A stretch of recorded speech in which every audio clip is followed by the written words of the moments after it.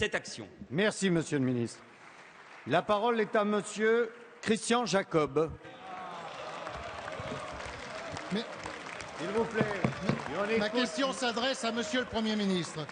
Monsieur le Premier ministre, 5 mois après votre nomination, il ne se passe pas un jour sans qu'un dirigeant du PS, ou pire, un de vos ministres, ne vous défie, ne vous conteste ou ne vous contredise en public.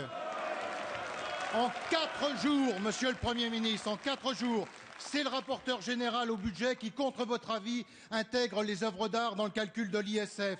C'est le président du groupe socialiste, Monsieur Bruno Le Roux, qui publiquement s'oppose à vous sur la procréation médicalement assistée. Et comme ça n'est pas suffisant, il est rejoint en cela par votre ministre de la Santé, qui le soutient, là aussi, contre votre avis. C'est le président de notre Assemblée, Monsieur Claude Barthelone, qui remet en cause votre engagement à tenir les 3% de déficit. C'est votre ministre du Budget, Monsieur Cahuzac, qui s'oppose là aussi publiquement à vous sur la redevance télévisée.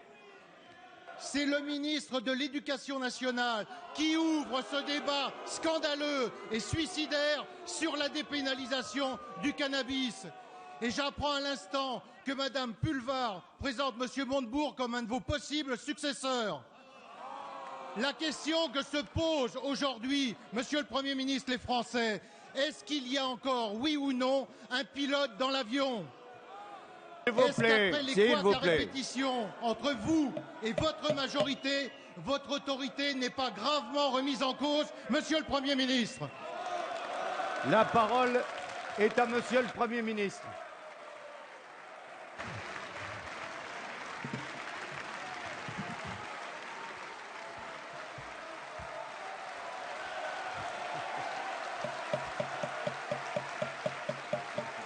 Allez, s'il vous plaît, on se calme. Allez, on fait silence, on s'assoit, s'il vous plaît. S'il vous plaît. S'il vous plaît, arrêtez. Non mais regardez l'image que vous donnez de l'institution.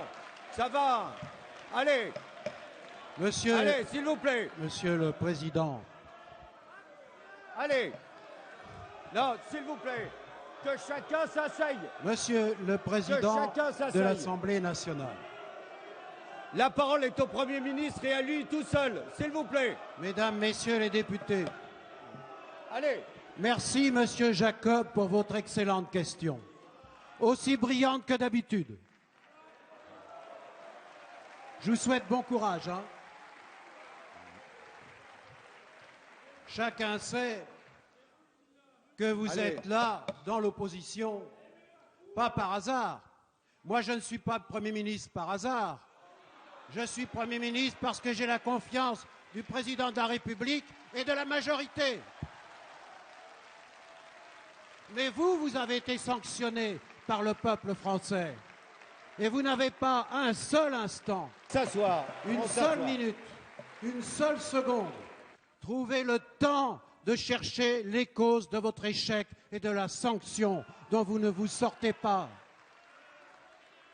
Et vous en êtes tellement incapable que l'énergie que vous dépensez aujourd'hui, et moi je ne me sens pas du tout insulté par vos formules, Monsieur le Président Jacob, vous êtes entièrement tourné vers une seule chose, qui va gagner la bataille de la présidence du parti UMP, qui va se partager l'héritage de M. Sarkozy que vous avez laissé, c'est-à-dire 600 milliards de dettes supplémentaires en 5 ans, 70 milliards de déficit du commerce extérieur, un chômage qui augmente depuis 16 mois consécutifs et qui touche désormais plus de 10% de la population active. C'est votre responsabilité. Alors allez donc chercher d'abord en vous-même les causes qui ont conduit le pays dans la difficulté qu'il rencontre. Et moi, je fais face avec le gouvernement au combat pour le redressement de la France. Et cette tâche, elle est considérable. Et mesdames et messieurs les députés de la majorité, je vous remercie des premières décisions que vous avez permis de voter. La semaine dernière encore, vous avez adopté un projet de loi qui permet, dès le 1er novembre, de signer les premiers contrats pour les emplois d'avenir, pour les jeunes victimes du chômage, trop nombreux au chômage du fait de votre politique.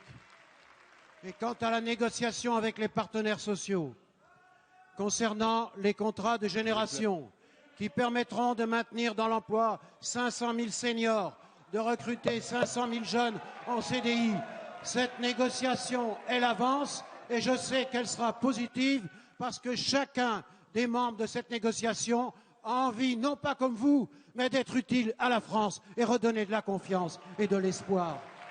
Moi, je n'ai pas d'autre mission que celle-là, mesdames et messieurs les députés. Je connais la difficulté de la tâche.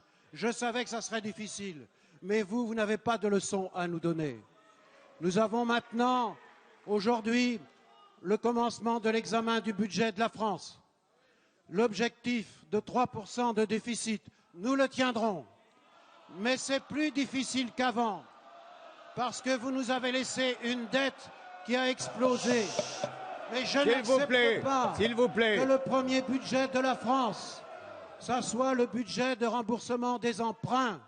Car aujourd'hui, le premier budget de la France devrait être celui de l'éducation, ce devrait être celui de l'investissement dans la recherche, dans l'innovation, la compétitivité. Mais ce budget, mesdames et messieurs les députés de la majorité, je sais que vous allez voter, parce que ce budget, il est courageux, parce qu'il est juste et qu'il prépare l'avenir de la France.